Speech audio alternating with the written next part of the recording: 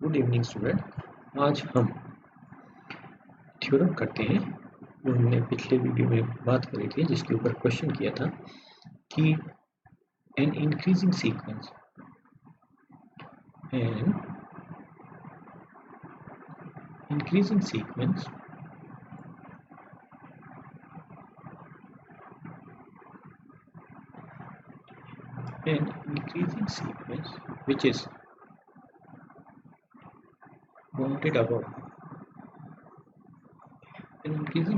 which is bounded above is convergent.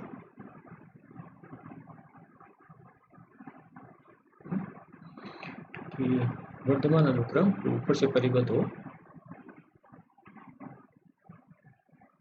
वर्तमान अनुक्रम sequence जो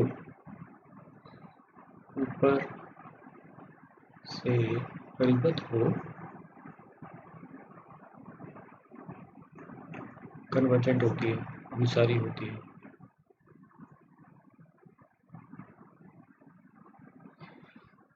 चलिए इसके प्रूफ को करते हैं।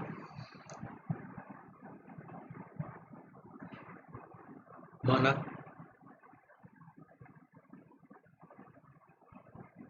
xn be an increasing sequence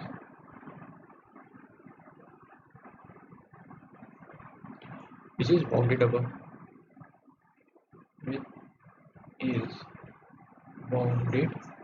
माना xn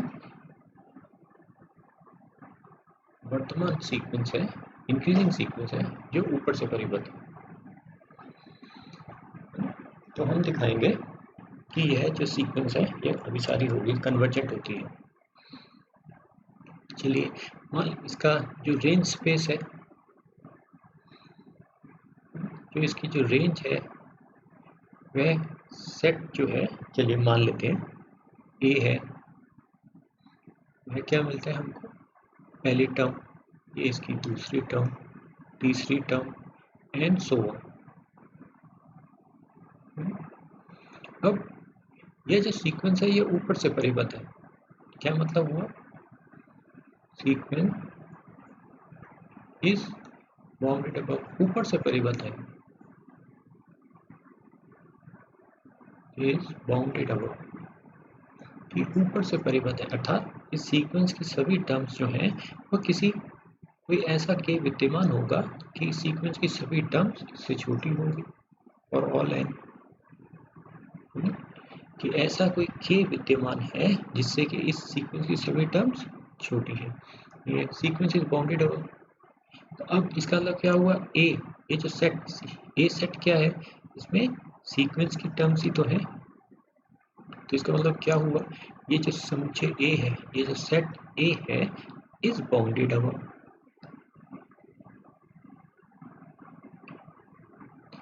ऊपर से परिबद्ध है। तो इससे हमको क्या पता चला कि कोई ना कोई ऐसा के होगा such that xn is less than equal to K. हर n के लिए, 1 के लिए भी, 2 के लिए भी, हर n के लिए ये वाली बात सही होती है।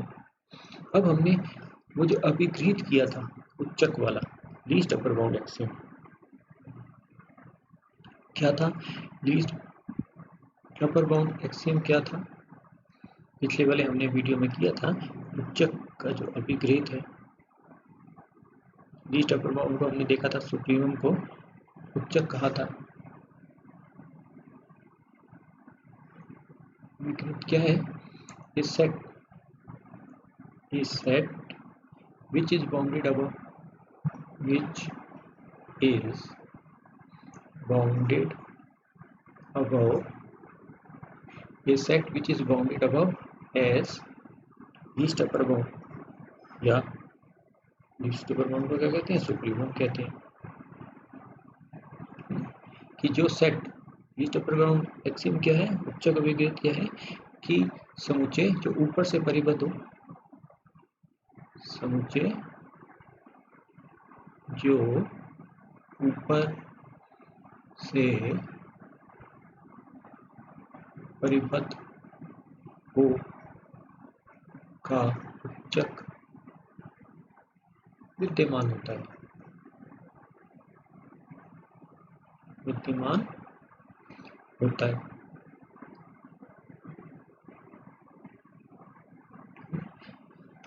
ये हमने पढ़ा था, ये हम जानते हैं लीस्ट अपर बाउंड एक्सियम कहलाता है। ये set which is bounded above has a least upper bound. अब ये जो सेट ए है, जो सेट ए है यह क्या है, इज बाउंडेड अबव, ऊपर से परिबद्ध है। ऊपर से अगर परिबद्ध है तो इसका मतलब क्या हुआ, ए का उच्चक विद्यमान होगा,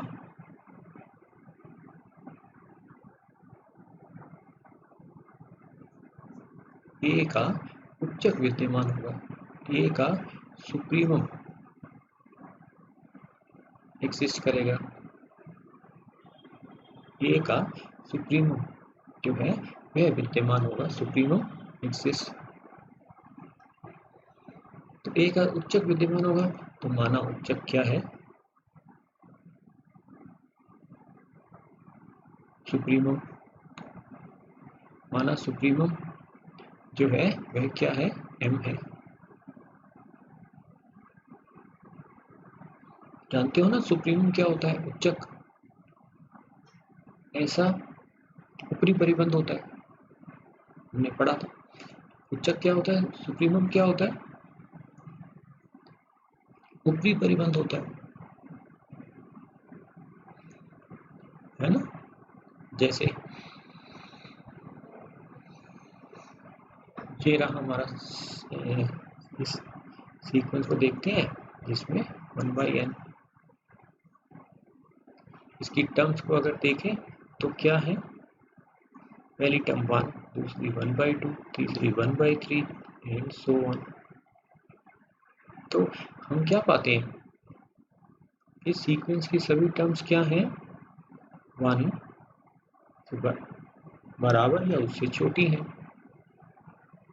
तो यह जो 1 जो है यह इसका क्या हो गया, अपर बाउंड, ऊपरी परिबंध हो गया। हमने पिछली बार भी बात करी थी इस मामले में कि 1 अपर बाउंड हो गया, और इससे हर बड़ा नंबर, ये हमारी नंबर लाइन, यह 0, यह 1, इस सीक्वेंस की पहली टर्म 1, दूसरी 1/2, तीसरी 1/3, ऐसी ऐसी चल रही है, सीक्वेंस इस ओर बढ़ रही है। हमने देखा कि 1 इसका अपर बाउंड है, फिर हमने उस समय देखा था कि 1 से हर बड़ा नंबर इसका ऊपरी परिबंध है, मतलब 1 से हर बड़ा नंबर इसका ऊपरी परिबंध है, ये सेट ऑफ अपर बाउंड है। इन ऊपरी परिबंधों में, इन ऊपरी परिबंधों में अपर बाउंड्स में सबसे छोटा किसमें, ये अपर बाउंड्स में सबसे छोटा जो है वह उच्चक कहलाता है।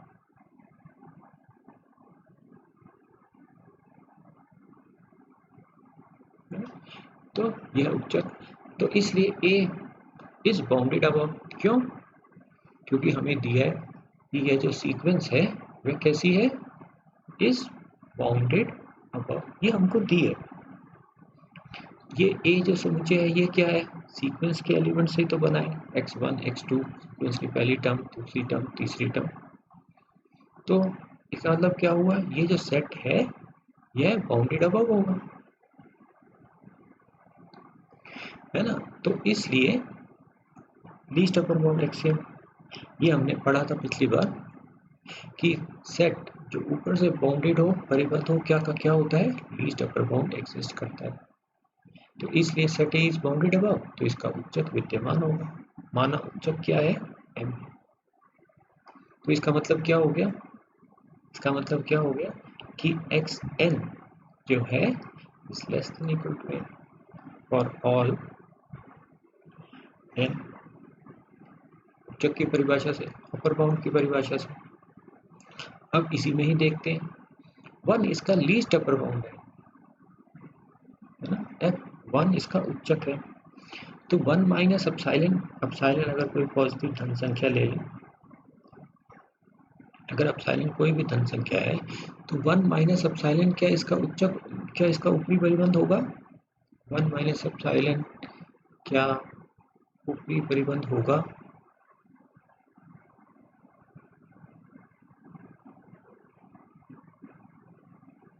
क्या 1 माइनस एप्सिलॉन इसका अपर बाउंड है क्या? अपर बाउंड, अगर इसका अपर बाउंड होगा तो उस समय क्या होता है कि एक्स एन 1 माइनस एप्सिलॉन से छोटा होना चाहिए, है ना? अगर ये अपर बाउंड है, अपर बाउंड की डेफिनेशन से, ऊपरी परिबंध की डेफिनेशन से उस सेट के सारे एलिमेंट्स जो हैं उससे छोटे होने चाहिए। पर लेकिन हम तो देखते हैं कि 1 x1 क्या है, 1, इससे छोटा नहीं है। तो इसका मतलब यह अपर बाउंड, यह जो है अपर बाउंड नहीं है ना? कहने का मतलब क्या हुआ कि अगर 1 इसका उच्चक है, अगर लीस्ट अपर बाउंड, अगर 1 इसका उच्चक हो, उच्चक हो नहीं, यहाँ पे उच्चक ही है, 1 सुप्रीमम है, तो 1 माइनस एप्सिलॉन उच्चक नहीं हो सकता, ऊपरी परिबंध नहीं हो सकता, अपर बाउंड नहीं हो सकता, ऊपरी परिबंध नहीं हो सकता। देखा ही आपने, ऊपरी परिबंध क्या होते हैं कि जिससे उस सेट के सारे एलिमेंट्स छोटे हों।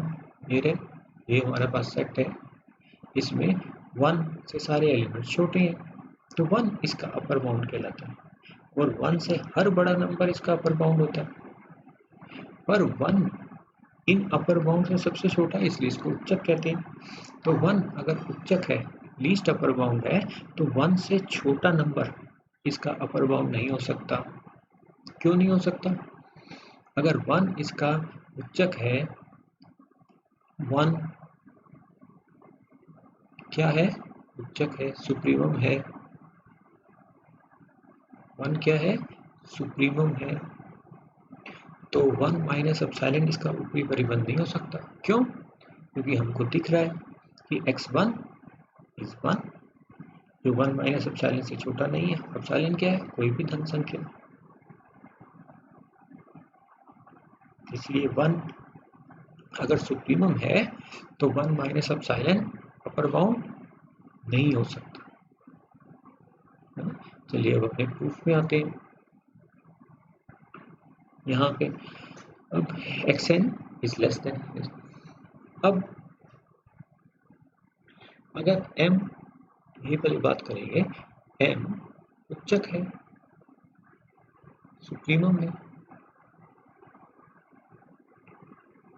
इसका उच्चक है, तो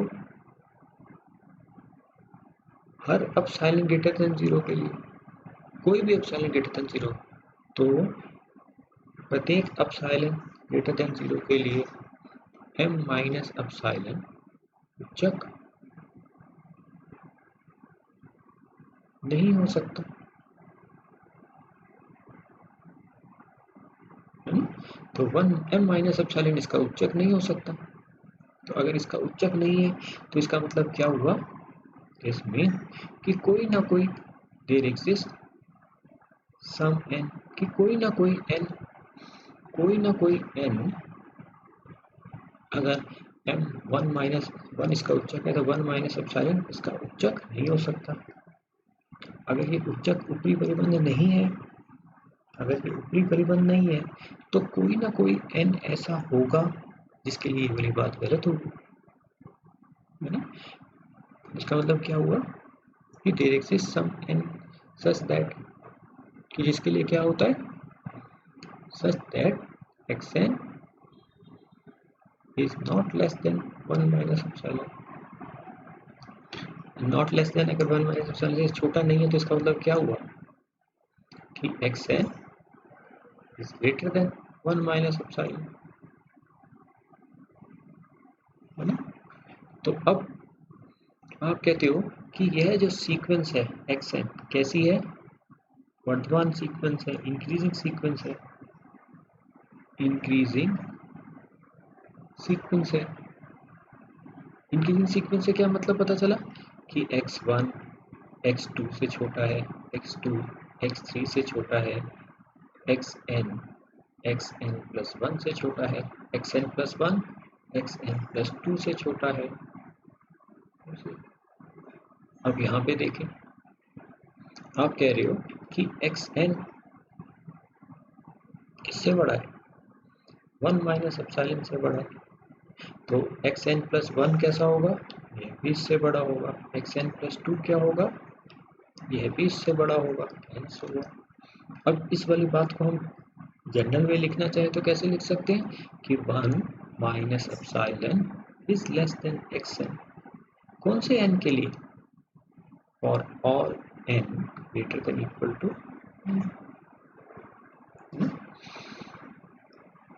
ये। यहाँ पे तो हमने उच्चक m लिया था ना, तो वहाँ एग्जाम्पल से आ गया ये 1 नहीं है, m है ना। उच्चक यहाँ पे हमने क्या लिया था, m लिया था, तो यह m माइनस एप्सिलॉन हो गया, तो m माइनस एप्सिलॉन हो गया। और यह यहाँ पे यह m माइनस एप्सिलॉन होगा, m minus epsilon, m minus epsilon. तो अब इनको कंसीडर करते हैं, ये रहा और ये रहा। ये वाली बात तो सभी n के लिए सही है, और यह वाली बात इससे बड़े n के लिए सही है ना। तो अब इन दोनों को मिलाएं तो हमारे पास क्या आ जाता है, इन दोनों को मिला के लिखें तो हमारे पास क्या आ जाता है, xn is greater than m minus epsilon is less than m plus epsilon, m is less than equal to m था, यहाँ पे is less than equal to m है ना, तो this is less than equal to m, और m epsilon कोई भी धन संख्या हो उनसे छोटा होगा। या इसको क्या लिख सकते हैं, m minus epsilon is less than xn is less than n plus epsilon।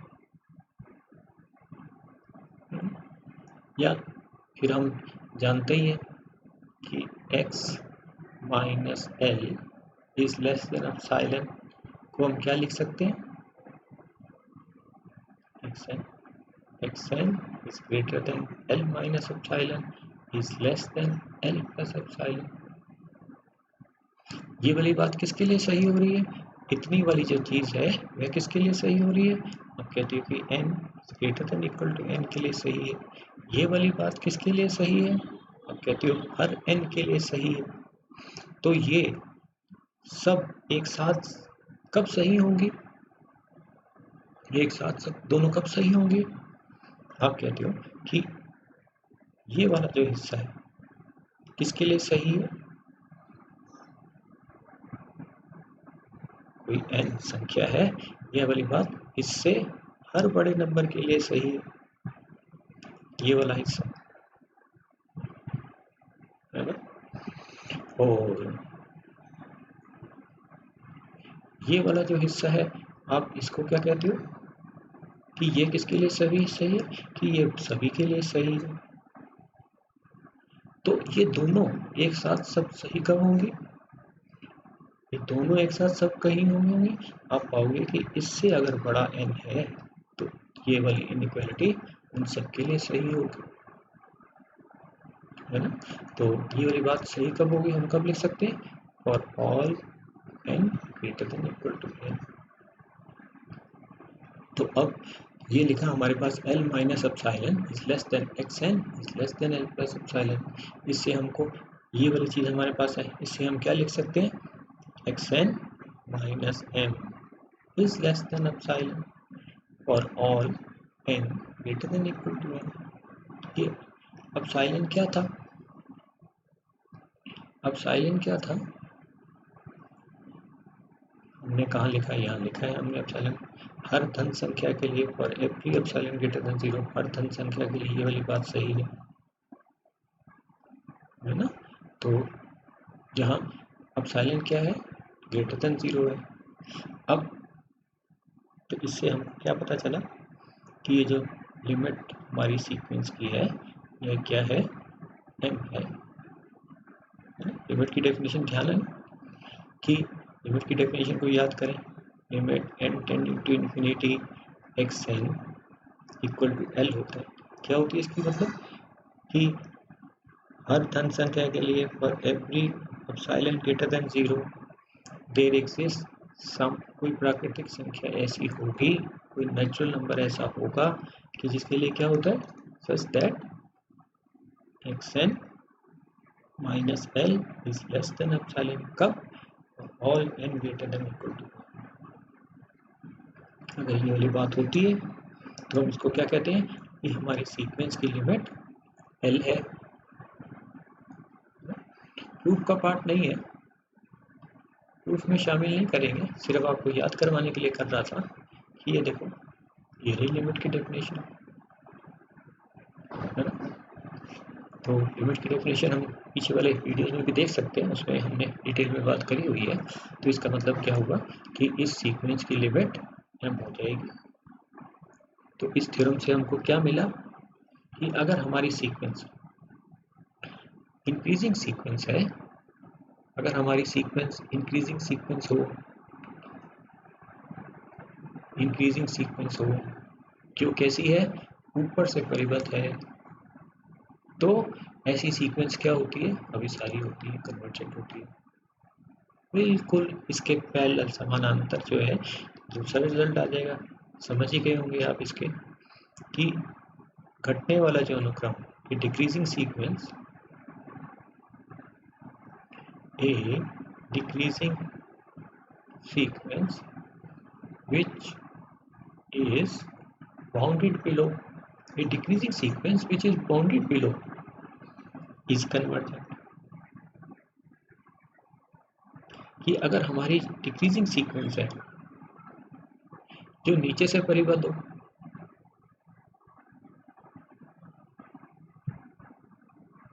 Decreasing sequence जो नीचे से परिबद्ध हो विसारी होती है।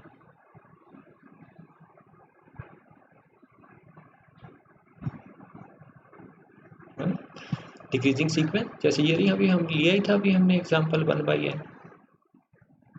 सीक्वेंस की टर्म्स क्या है, पहली टर्म 1, 1/2, 1/3, 1/4 एंड सो ऑन। तो ये तो सामने ही दिखता है कि इस सीक्वेंस की सभी टर्म्स किससे छोटी हैं, 1 से छोटी है। अब किससे बड़ी हैं, अगर कोई ऐसी संख्या विद्यमान हो जिससे इस सीक्वेंस की सभी टर्म्स बड़ी हैं तो हम कह देंगे कि सीक्वेंस कन्वर्जेंट है, अभिसारी है ना। घटने वाली जो सीक्वेंस है, जो डिक्रीजिंग सीक्वेंस है, जो घट रही है सीक्वेंस, उसका अपर बाउंड तो रहता ही रहता है। बात यह है कि क्या लोअर बाउंड है। ऐसे ही ऊपर वाले में जब हमने किया था इंक्रीजिंग सीक्वेंस के लिए किया था, तो उसमें क्या देखा था, इंक्रीजिंग सीक्वेंस ये बढ़ने वाली सीक्वेंस है, तो इसका लोअर बाउंड तो रहेगा ही रहेगा, है ना। जैसे एक्स एन, ये रही हमारी सीक्वेंस, इसकी n टर्म n है। या अगर सीक्वेंस की टर्म्स के बारे में लिखें तो इसकी पहली टर्म 1, दूसरी 2, तीसरी 3, चौथी 4 एंड सो ऑन। तो अब इसकी टर्म्स निरंतर बढ़ती जा रही हैं, इसकी सब टर्म 1 से बड़ी हैं, तो लोअर बाउंड तो रहेगा ही रहेगा। क्या ये वाला बाउंड है, क्या कोई ऐसा k है जिससे इस सीक्वेंस की सारी टर्म्स छोटी हो,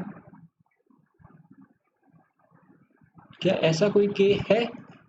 तो कहता है कि increasing sequence that is bounded above, अगर ऐसा k है तो वह कन्वर्जेंट होगी, अन्यथा नहीं होगी। अब हम यहाँ देखते हैं कि यह जो सीक्वेंस हमने लिखी है इसका अपर बाउंड ऐसा कोई k नहीं है, ऐसा कोई k नहीं है, ऐसा कोई k इसमें नहीं है, ऐसी कोई संख्या विद्यमान नहीं है, ऐसा कोई नंबर नहीं है जिससे इस सीक्वेंस की सारी टर्म्स छोटी हो। तो इसलिए हम कह सकते हैं सीधा ये जो सीक्वेंस है इज नॉट कन्वर्जेंट, अभी सारी नहीं है ऊपर से, है ना। ये रही जैसे ये सीक्वेंस, तो हमने ये वाली सीक्वेंस, इसको देखने से ही हम कह सकते हैं कि ये रही सीक्वेंस। क्या ऐसा कोई के है? तो हाँ, हम कह देते हैं हाँ है, इस सीक्वेंस की सभी टर्म्स माइनस पॉजिटिव है। तो कोई भी ले सकते हैं, जीरो तो इसका सबसे निम्नक हो गया, ग्रेटेस्ट लोअर बाउंड हो गया, पर लेकिन कोई भी संख्या ले सकते हैं, -1 इसका लोअर बाउंड। जीरो से जो भी इधर वाली संख्या होगी, जीरो से जो भी छोटी संख्या होगी, वह सब इसके लोअर बाउंड्स हैं। तो इसलिए इसका लोअर बाउंड का अस्तित्व है, एग्जिस्ट करता है। तो इसलिए यह वाली सीक्वेंस कन्वर्जेंट होती है, यह सीक्वेंस कन्वर्जेंट नहीं है। इसको पढ़िएगा दोबारा, एक दो बार आप करेंगे तो उससे आपको क्लियर हो जाएगा। मुझे लगता है आज के लिए इतना ही बहुत है। थैंक्स।